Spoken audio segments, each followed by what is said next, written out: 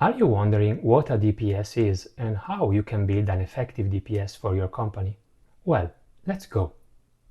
A DPS system is a new kind of information system used by equipment manufacturers building connected products and delivering connected services.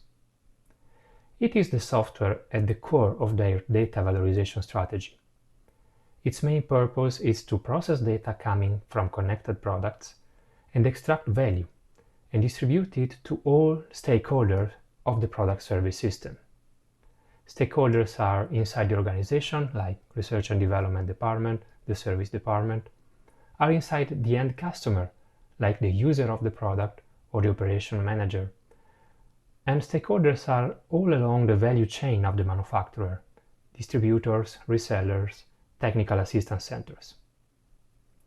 Value is an abstract term that concretely means help each stakeholder do their job better and achieve the best possible outcome.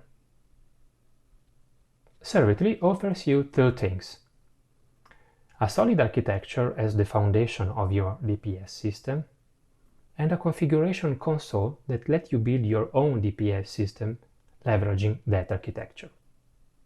The first element of the architecture is the digital twin layer. This layer is responsible for creating a digital copy of each of your connected products. There are three main points that distinguish an effective DPS system.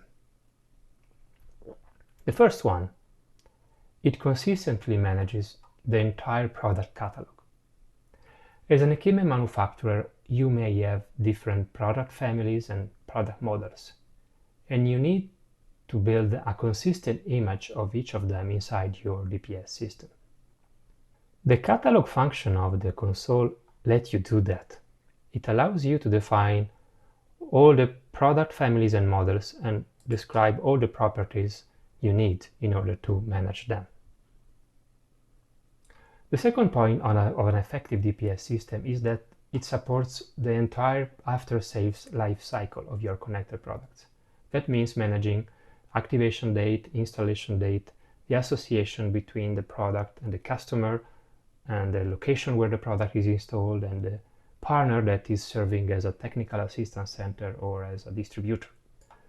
The properties function of the console lets you configure the DPS system in order to let you manage all the relationship and business properties that you need to track in your after-sales life cycle. Third, an effective DPS system supports a robust two-way communication with all your connected products. The remote control function in the console lets you do that. Let you define for each of your connected products which are commands, parameters that need to be sent to the product. It helps you define firmware updates, managing recipes, and manages the delivery of such recipes in a one-to-many way. The second element of the Servitly DPS architecture is the user interfaces layer. This layer is in charge of displaying data, information, and offering any digital capabilities to the user of the DPS system. An effective DPS system has many different user interfaces. A DPS system will not be effective if it shows to any kind of user the same data or the same information. For this reason, Servitly Console allows you to define as many user interfaces as you want. In the Interfaces section, through the concept of dashboards and templates, you can define all the pages and user interaction, all the widgets you need to display in the DPS system to each kind of stakeholder. An effective DPS system is not only showing data to users. Data must be processed, transformed. New kind of information must be created. And also a DPS system is responsible for managing processes, orchestrated action. All these concepts are managed by the third element of the DPS Servitly architecture, the Service Intelligence Engine.